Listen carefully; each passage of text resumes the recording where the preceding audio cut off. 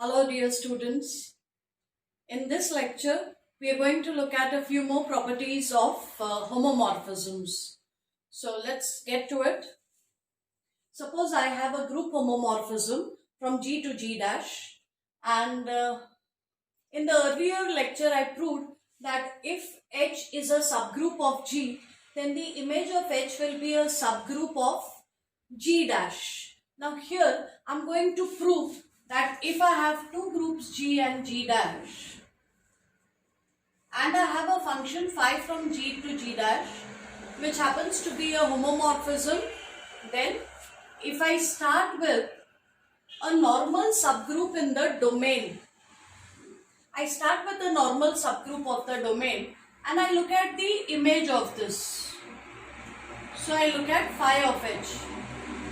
Then I will prove that phi of H is a normal subgroup of phi of G. Phi of G is the range of the function. So I will be proving that phi of H is a normal subgroup of phi of G. I cannot prove that phi of H is a normal subgroup of G dash unless of course the function is onto. So it would be a very good exercise to get an example where you have a homomorphism from G to G dash. You take an example of a normal subgroup in G for which the image phi of H is not a normal subgroup of G dash of the codomain. So look for such an example, and if you come across such an example, you can mention in the comment section below. So let's prove this result.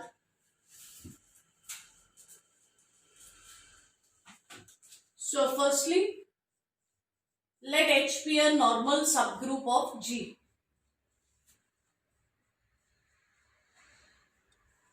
H is a normal subgroup of G will mean that H is a subgroup of G plus something more of course, but definitely it's a subgroup. And in the earlier lecture I always give the link to the previous lecture in the description box.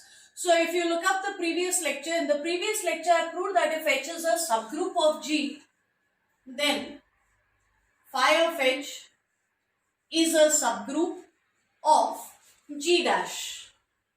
So from the earlier lecture, I am going to use the result that the image of H is a subgroup of G dash. Now if this is a subgroup, it means it's a group on its own. Also, look at phi of G. I mentioned over there that phi of G is also a subgroup of G dash. So phi of G is a group by itself, and because H is a subset of G, the image of H will be a subset of the image of G. So this lies inside this. This is a group on its own. This is a group on its own. Everywhere we have the same operation which is there in G dash. So the operations are the same. This is a group on its own. This is a group on its own. So it's like having a smaller group sitting inside a bigger group, and the smaller group is called a subgroup of the bigger group. So not only is phi of H a subgroup of G dash, it is indeed a subgroup of phi of G. So phi of H is also a subgroup of phi of G. So the subgroup part is obvious. Now I need to prove that phi of H is a normal subgroup of this. So let me check the condition for phi of H to be normal. I'll use the definition in terms of elements. So let me start with an element in the group and some element in phi of H. So I start with an element in the group, start with an element in the subgroup. Aim will be to prove that Y inverse again belongs to the subgroup. But let's see what we can conclude from here. Because Y lies in phi of G, Y has to look like phi of G for some G coming from capital G, because it is in phi of G. I would not have been able to write this had I taken G dash over here, unless of course as I mentioned the function was onto. So this step would not have been possible then. and A is in phi of h, so A is going to look like phi of h for some element h in capital H. And now let us look at YA Y inverse.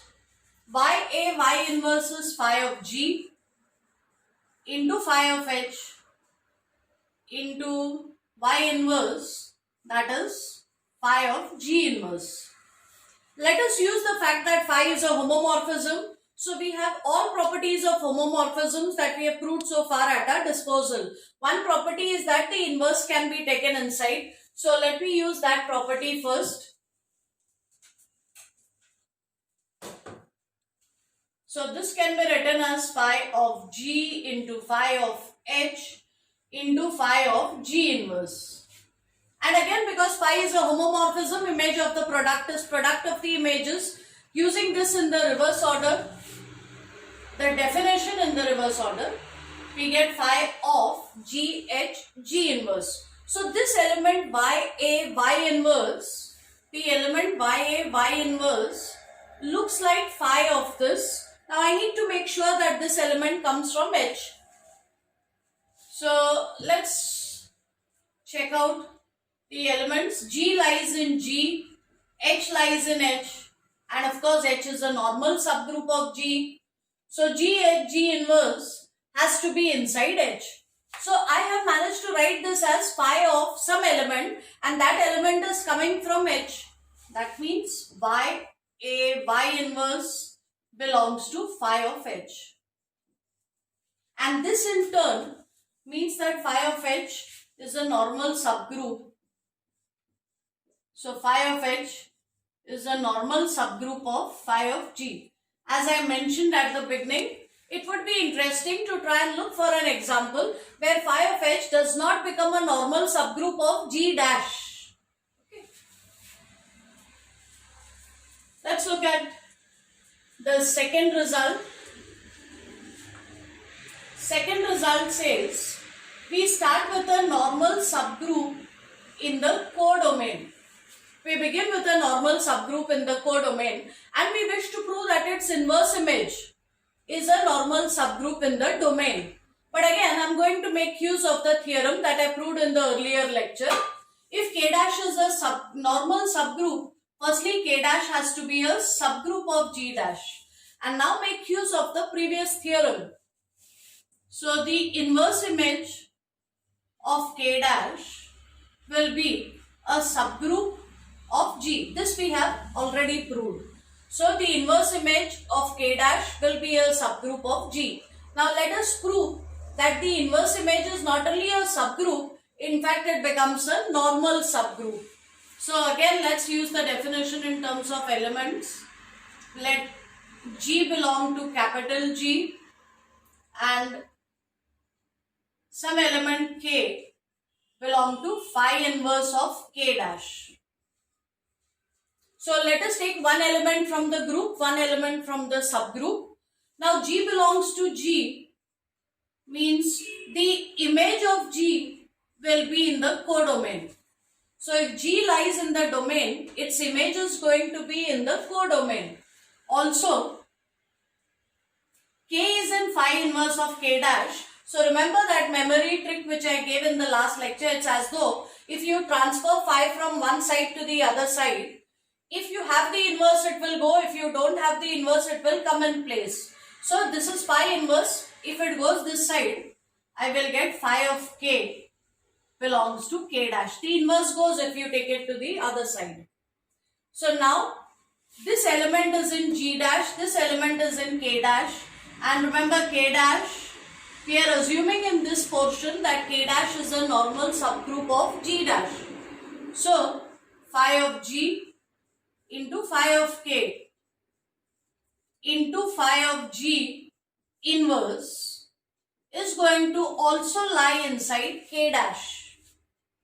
And now I am going to skip a step, but you can actually write down the details. This inverse can be taken inside because phi is a homomorphism.